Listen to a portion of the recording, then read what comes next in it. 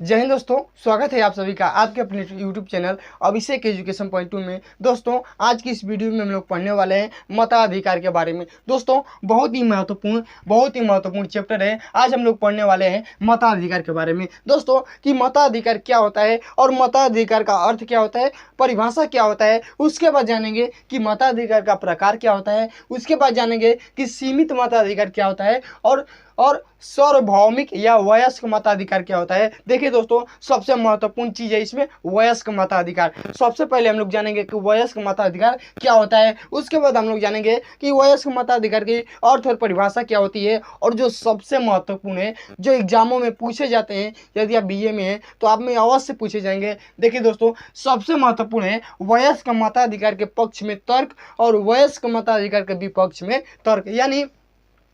यानी इसमें बताया गया है कि जो मताधिकार है वह सही है तो क्यों सही है, और जो नहीं सही है तो क्यों नहीं सही है। इसी चीज़ को जानने वाले हैं। तो वही कह रहा है कि वयस्क मताधिकार में के पक्ष में तर्क और वयस्क मताधिकार के विपक्ष में तर्क। तो चलिए दोस्तों, वीडियो को स्टार्ट करते हैं। दोस्तों यदि आप हमारे चैनल पर नए हैं तो चैनल को सब्सक्राइब कर लीजिए। तो चलिए वीडियो को स्टार्ट करते हैं।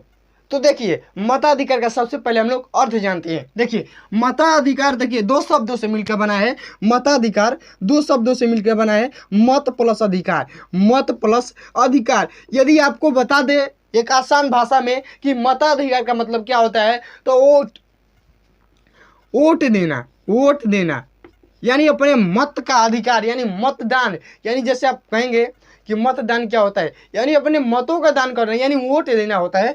वोट देना होता है। देखिए मताधिकार का शाब्दिक अर्थ पहले हम लोग जान लेते हैं, उसके बाद हम लोग जानेंगे कि मताधिकार का परिभाषा क्या होता है। देखिए मत का मतलब होता है विचार। मत का अर्थ क्या होता है, विचार। और अधिकार का अर्थ होता है अधिकार। देखिए विचार का अधिकार यानी अपने मतों का अधिकार होना चाहिए। देखिए दोस्तों, यदि इसको तोड़ेंगे तो मत प्लस अधिकार यानी अपने विचारों का अधिकार है। मताधिकार क्या कहता है, अपना आपका वोट आपके पास है, वही आपका अधिकार है उस पर। देखिए मत प्लस अधिकार यानी अपने विचारों का अधिकार है आपको। मान लीजिए आप चुनाव में जाते हैं, किसी को वोट देने जाते हैं, यानी वोट नहीं देने जाते हैं, वो क्या देने जाते हैं, वो अपना मत देने जाते हैं, अपना विचार देने जाते हैं। उसी को मत को क्या कहते हैं, हिंदी में वोट कहते हैं। वोट देना दोस्तों, जैसे कि आप जाते हैं, मान लीजिए आपके सामने लिस्ट है, मान लीजिए 4 लिस्ट है और 4 क्या है, प्रत्याशी है, और उनका अलग अलग चुनाव चिन्ह है, तो उस पर वोट देते हैं। जो वोट देते हैं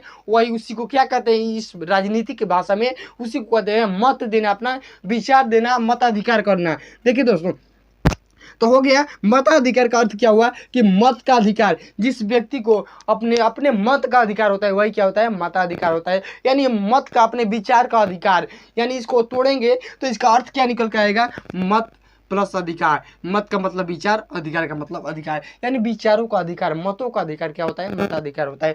अब चलिए दोस्तों, अब चलिए परिभाषा की ओर। अब देखते हैं हम लोग की परिभाषा क्या बताता है, मताधिकार का परिभाषा क्या बताता है। तो देखिए मताधिकार का परिभाषा बताता है, मताधिकार का किसी व्यक्ति के मत देने के अधिकार को ही मताधिकार कहते हैं। देखिए दोस्तों, मैंने शाब्दिक अर्थ तोड़ा तो मत का अधिकार हुआ, और मत का अधिकार से ही मैंने परिभाषा बनाया। देखिए कैसे कि किसी व्यक्ति के मत देने के अधिकार को ही क्या कहते हैं, मताधिकार। दोस्तों आप ख्याल किए होंगे, मैं यहाँ पर आपको बताया हूं कि मत प्लस अधिकार यानी मत का अधिकार, मत देने का अधिकार, और वहीं से परिभाषा बना है कि किसी व्यक्ति के मत देने के अधिकार को क्या कहते हैं, मताधिकार कहते हैं। चलिए दोस्तों, अब हम लोग चलते हैं इसके प्रकार की ओर। मताधिकार का कितना प्रकार होता है, तो देखिए मुख्य रूप से बांटा गया है 2 प्रकार। कौन कौन, पहला सीमित मताधिकार और दूसरा सार्वभौमिक या वयस्क मताधिकार। वयस्क मताधिकार याद रखिए, क्योंकि सार्वभौमिक है आप भूल सकते हैं, क्योंकि यह अटपटा शब्द है एक प्रकार से।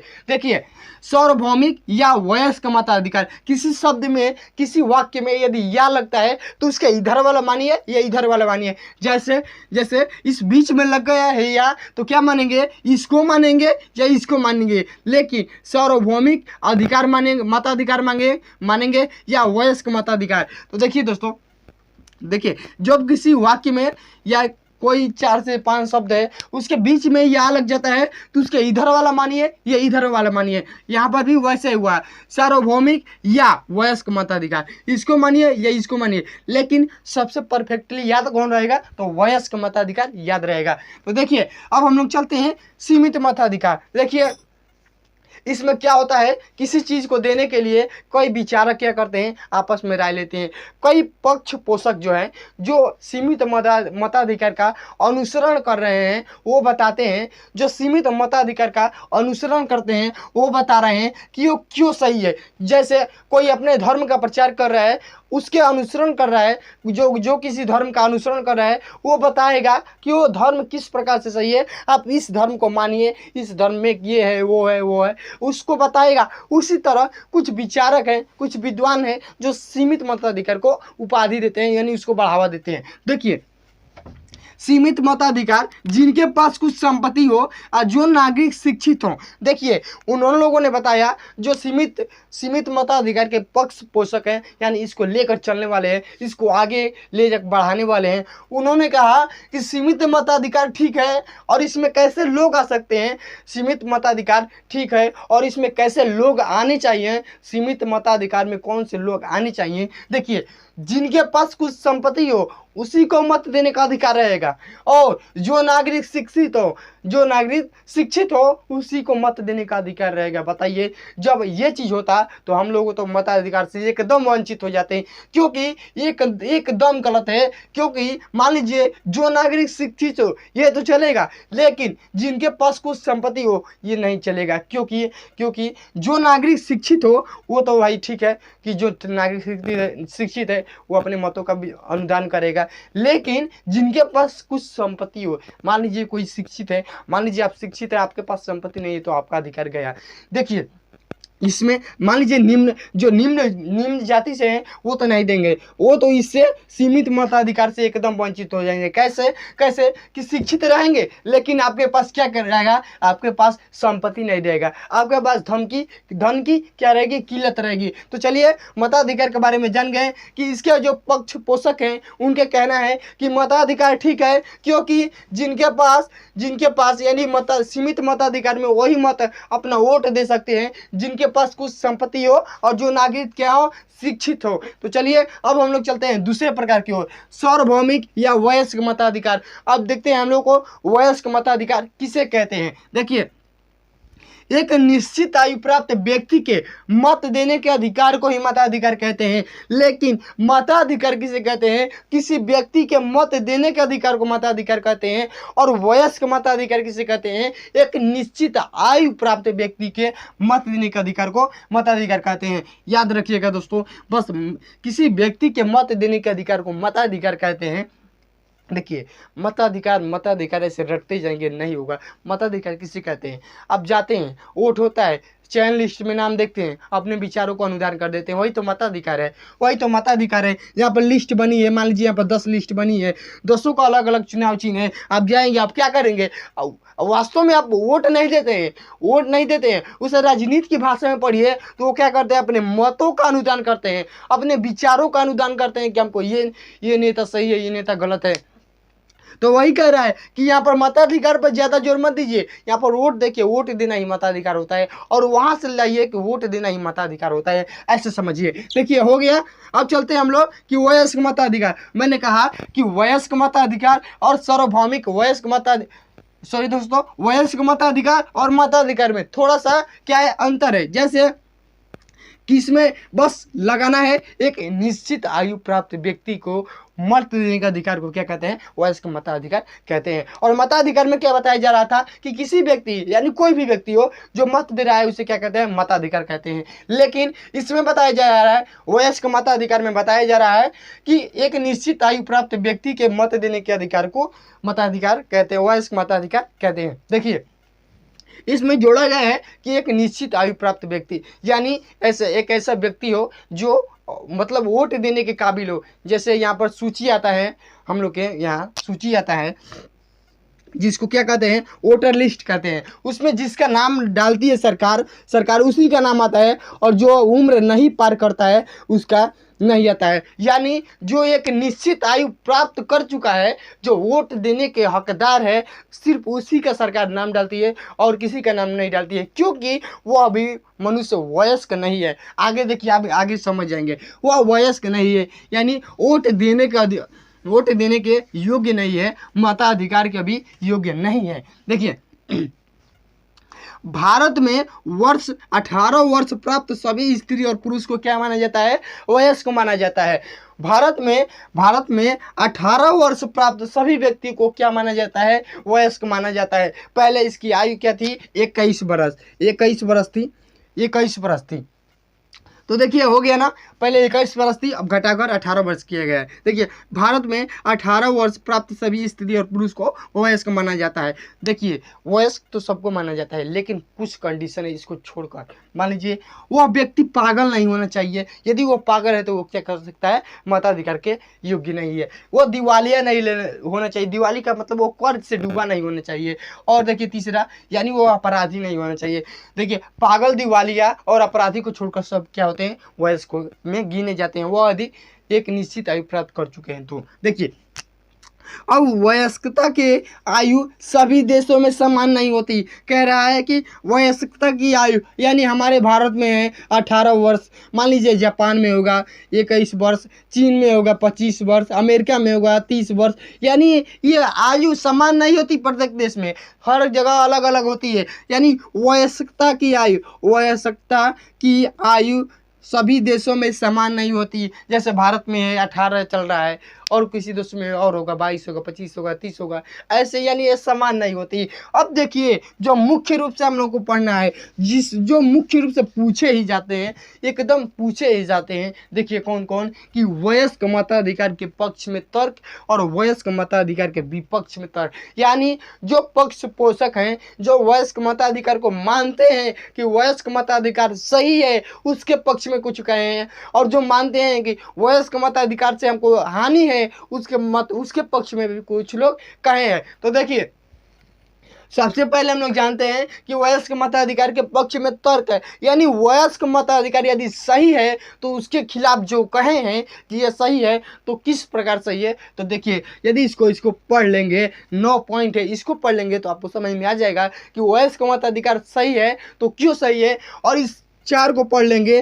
तो आपको समझ में आ जाएगा कि वयस्क मताधिकार यदि गलत है तो क्यों गलत है। तो देखिए, सबसे पहले हम लोग जानते हैं वयस्क मताधिकार के पक्ष में तर्क। देखिए, लोकतांत्रिक देशों में काफ़ी हद तक अच्छा है। पहला पॉइंट है कि लोकतांत्रिक देशों में क्या है, काफ़ी हद तक अच्छा है, क्योंकि लोकतांत्रिक देश मतलब ये जहाँ लोगों का शासन हो, और जहाँ लोगों का शासन हो वहाँ पर शासन बहुत अच्छे से चलता है। तो पहला चीज़ बता रहा है कि लोकतांत्रिक देशों में काफ़ी हद तक अच्छा है, क्योंकि यहाँ पर लोगों का शासन होता है। लोकतंत्र मतलब लोगों का शासन, यहाँ पर लोगों का शासन होता है, और लोगों का जहाँ शासन होता है, लोग अपनी मर्जी से क्या करती है, अपनी मर्जी को क्या करती है, सत्ता को अपने मर्जी से ही सत्ता को चलाती है। और वो जब चाहे वह सत्ता को, यदि कोई व्यक्ति देश को बर्बाद कर रहे हैं या देश को अच्छी तरह से नहीं चला पा रहा है, नागरिकों का ख्याल अच्छी तरह से नहीं रख पा रहा है, तो सत्ता क्या करेगी, वहाँ की जनता क्या करेगी,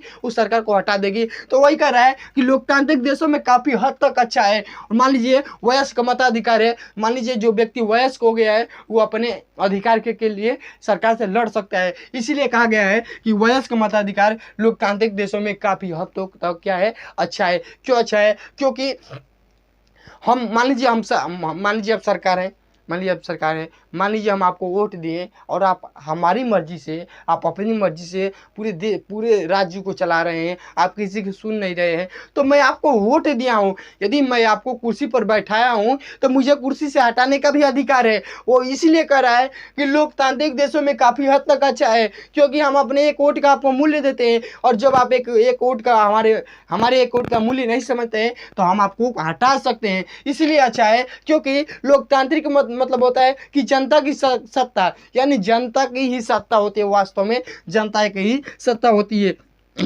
जनता की ही सत्ता होती है। वो अपने इच्छा अनुसार शासक का चुनाव करती है और गद्दी पर बैठाती है। तो देखिए दूसरा कह रहा है कि शासन में जनता का वास्तविक प्रतिनिधित्व तभी है जब वो मताधिकार के लायक है। देखिए दोस्तों, देखिए शासन में जनता का वास्तविक प्रतिनिधित्व तभी है। लाइन को समझिएगा, कितना इंटरेस्टिंग लाइन है। देखिए दोस्तों कि शासन में जनता का यानी हमारा तभी महत्व है, तभी वास्तविक प्रतिनिधित्व है या महत्व है, तभी संभव है जब हम मताधिकार के लायक है।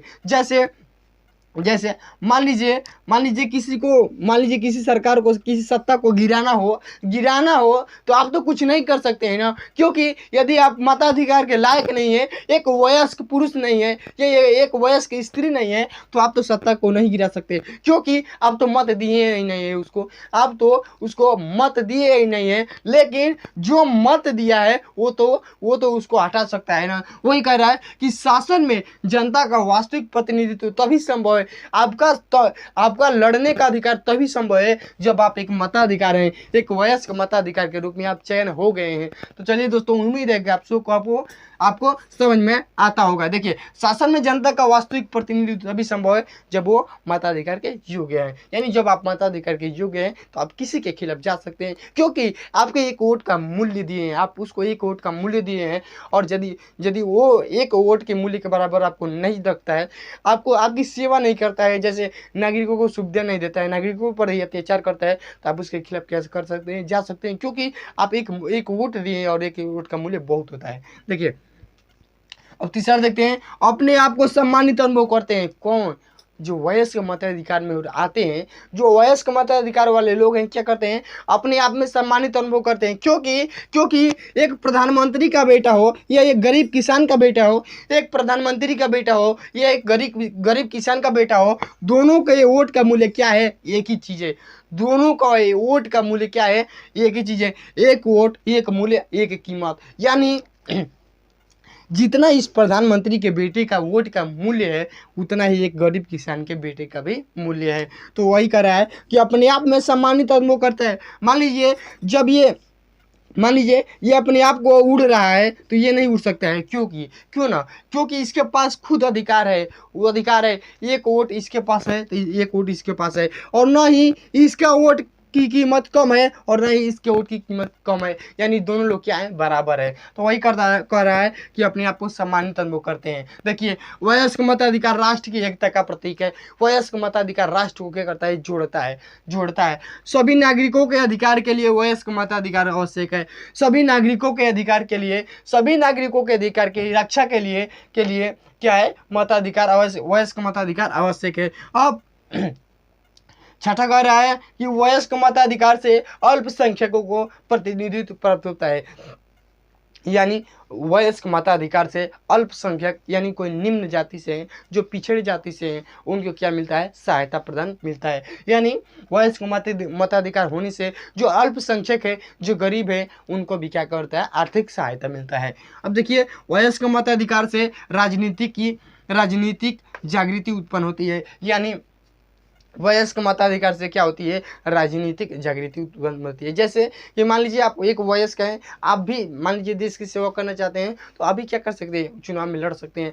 जैसे आप चाहते हैं कि मैं देश को ऐसे चलाऊं, देश को ऐसे ही चलाना चाहिए, या और जो सत्ता में खड़ा हुआ है देश को नहीं चला पा रहा है, तो आप क्या कर सकते हैं? आप सत्ता में आ सकते हैं और अपने अनुसार, यानी जैसे चाह रहे हैं कि भारत का भविष्य इससे ऐसे चलाया जाए शासन, तो उज्जवल होगा भारत का भविष्य, आप आ सकते हैं। वही कह रहा है कि वयस्क मताधिकार से क्या करती है? राजनीतिक जागृति उत्पन्न होती है। और आठवां कह रहा है कि वयस्क मताधिकार मनुष्य का प्राकृतिक अधिकार है। यानी वयस्क मताधिकार माना जाए एक प्रकार से तो प्रकृति ने हमें दिए हैं उपहार स्वरूप, यानी मनुष्य का प्राकृतिक अधिकार है और इसको कोई छीन नहीं सकता है। वैसे ही प्राकृतिक चीज को जैसे प्राकृतिक चीज को कोई नष्ट नहीं कर सकता है, उसी तरह वयस्क मताधिकार मनुष्य का क्या है? प्राकृतिक अधिकार है। अब देखिए नागरिकों में समानता की भावनाओं का विकास होता है। कैसे होता है? क्योंकि मैंने अभी बताया कि चाहे वो प्रधानमंत्री का बेटा हो या गरीब किसान का बेटा हो, दोनों के वोट का मूल्य क्या है? एक है तो कौन कम रहेगा? नहीं, ये गरीब का किसान कम रहेगा, गरीब किसान का बेटा कम रहेगा, ना प्रधानमंत्री का बेटा कम रहेगा। क्या रहेगा? दोनों क्या रहेगा? एक समान रहेगा। वही कर रहा है कि नागरिकों में समानता की भावना का विकास होता है। कैसे होता है? मान लीजिए कोई बाबू साहब आए और कहे कि मेरा एक वोट है, गरीब किसान का है एक वोट है, ये इससे लड़ाई नहीं करेंगे, क्योंकि वो जानते हैं कि मैं इससे झगड़ा करूंगा। क्यों करूंगा? क्योंकि उसका भी एक वोट का मूल्य उतना ही है जितना मेरा एक वोट का मूल्य है। ऐसे में समानता होती है, इसमें समानता होती है। क्यों झगड़ा करे उससे? क्योंकि जितना अधिकार उसको भी है, जितना अधिकार उसको भी है, यानी क्यों झगड़ा करे? एक प्रकार से नागरिकों में वयस्क मताधिकार नागरिकों में समानता की भावनाओं का विकास करता है। जैसे कि वोट के समान सभी नेता सबके पास जाते हैं, जो दुश्मन होता है उसके भी पास जाते हैं, क्योंकि उसको एक वोट का क्या है? मूल्य है, और एक वोट का मूल्य सबको होता है। देखिए, अब चलते हैं हम लोग कि विपक्ष में, यानी देखिए मताधिकार के पक्ष में जो तर्क होता है उसको समझ लिए। अब हम लोग चलते हैं कि विपक्ष में, यानी जो मताधिकार गलत है तो क्यों गलत है। देखिए पहला बता रहा है कि अयोग्य व्यक्तियों के हाथ में सत्ता जाने की संभावना, यानी बता रहा है कि विपक्ष में बता रहा है, कुछ जो पक्ष पोषक है इनका, वो कह रहे हैं कि अयोग्य व्यक्तियों के हाथ में सत्ता जाने की संभावना होती है। यानी यदि सबको अलाउ कर दिया जाए, सबको मताधिकार का आदेश दे दिया जाए, तो कह रहा है कि अयोग्य व्यक्ति, यानी जो योग्य नहीं है, जो शासन चलाने के योग्य नहीं है, उनके हाथ में भी जा सकती है। जिसका आप नाम नहीं सुने होते हैं, वो भी प्रधानी में खड़ा होकर और जीत जाता है। जो आप नहीं सुने होंगे कि ये प्रधानी उठ सकता है, वो भी प्रधानी में उठकर और लड़ जाता है और जीत सकता है। इसलिए कह रहा है कि अयोग्य व्यक्तियों के हाथ में सत्ता जाने की संभावना, यानी जिसको आप जानते ही नहीं हो, यार योगी ही नहीं हो उस लायक, उसके लिए वो बना ही नहीं हो, उसके हाथ में सत्ता जा सकती है। निर्धनों के मत का क्रय विक्रय की संभावना अभी भी होता है। जैसे जो गरीब है उसको क्या कहते हैं? नेता लालच देते हैं, पैसा का लालच देते हैं, और उसको वोटों की क्या करते हैं? खरीद लेते हैं। यानी निर्धनों के मत, यानी गरीबों को वोट का क्रय विक्रय की संभावना, यानी गरीबों को वोट क्या करते हैं? खरीदे जाते हैं, बेचे जाते हैं। जैसे गरीब क्या करता है? 2000 रुपये लेता है और अपना वोट किसी और को मार देता है। मारना रहता है दूसरा पर, लेकिन मार देता है दूसरा पर। क्यों? क्योंकि वो धन के लालच में आ जाता है। और तीसरा चीज, साधारण जनता राजनीति के दांव पेचों को नहीं समझती। जो पक्ष पोषक है वो कह रहे हैं कि साधारण जनता राजनीति के दांव पेचों को नहीं समझती कि राजनीति कैसे की जाती है, सत्ता में कैसे आने का तरीका है, वो नहीं जानती। और देखिए चौथा, वयस्क मताधिकार भ्रष्टाचार को जन्म देता है। क्योंकि निर्वाचन के समय धर्म और जाति के आधार पर मतदान होता है। मतदान मानिए मत को देना, अपने मत को देना है, वही होता है मतदान।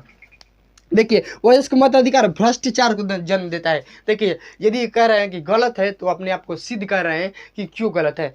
वयस्क मताधिकार गलत है तो क्यों गलत है? देखिए यहाँ पर सिद्ध हो रहा है कि वयस्क मताधिकार भ्रष्टाचार को जन्म देता है, क्योंकि निर्वाचन के समय धर्म और जाति के आधार पर क्या होते हैं? वोट मांगते हैं या वोट बेचे जाते हैं। दोस्तों आज की वीडियो यहीं समाप्त होती है, फिर मिलेंगे नेक्स्ट वीडियो के साथ। दोस्तों यदि आप चैनल पर नए हैं तो चैनल को सब्सक्राइब कर लीजिए, और कहाँ समझ में नहीं आया और वीडियो कैसा लगा कमेंट में अवश्य बताना। तब तक के लिए जय हिंद,